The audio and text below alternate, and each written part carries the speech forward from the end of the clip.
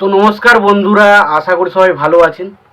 তো বন্ধুরা, বাংলাদেশে একটা ছাত্র আন্দোলন চলছিল, এটা বলা যায়।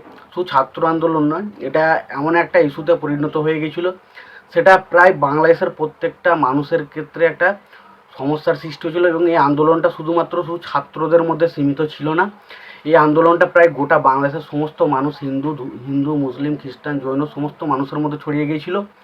এবং এই আন্দোলনটা একটা বিরাট বড় আকার নিয়েছিল। ফাইনালি এই আন্দোলনটা সমাপ্তি ঘটেছে, এরকম কিন্তু একটা আপডেট আসছে।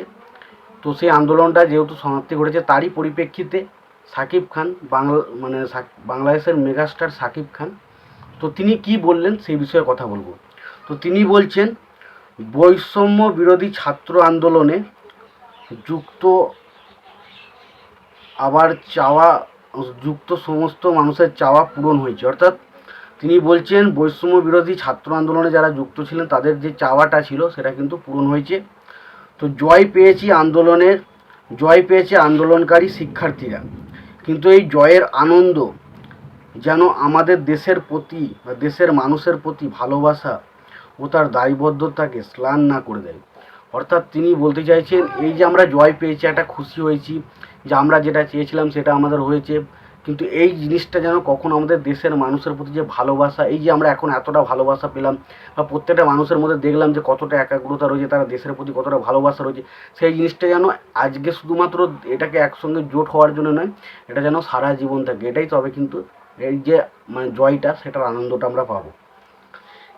এবং এই মুহূর্তে আমাদের সবার আরও বেশি করে সহানুভূতিশীল হতে হবে এবং মনে রাখতে হবে, সবার আগে দেশের মানুষ এবং দেশের ভাবমূর্তি। এই দেশের সম্পদ যেমন হচ্ছে জাতি, ধর্ম, বর্ণ, এগুলি কি নির্বিশেষে দেশের সব মানুষ যেন নিরাপদে থাকে এবং দেশের সম্পদ যেন সুরক্ষিত থাকে, এটাই আমাদের চেষ্টা চালিয়ে যাওয়া উচিত। এটা আমাদের নৈতিক, সামাজিক এবং রাষ্ট্রীয় দায়বদ্ধতা। তো এটা থেকে একটা জিনিস পরিষ্কার, তিনি দেশের মানুষের যে এই যে তারা যে আন্দোলনটা করলো, তাদের যে একটা ধরুন জয়লাভ বলা যায়, তো সেটা যখন জয়লাভ হয়েছে তাতে তারা যেমন খুশি, তিনিও খুশি।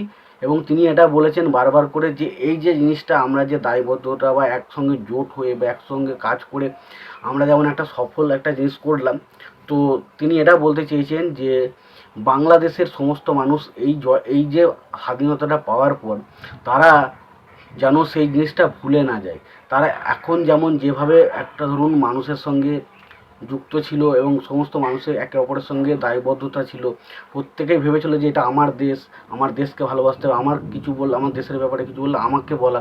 তো সেই জিনিসগুলো যেন পরবর্তী সময়তেও থাকে, তবে কিন্তু দেশের একটা যে ন্যায়বদ্ধতা বা দায়বদ্ধতা সেটা কিন্তু থাকবে।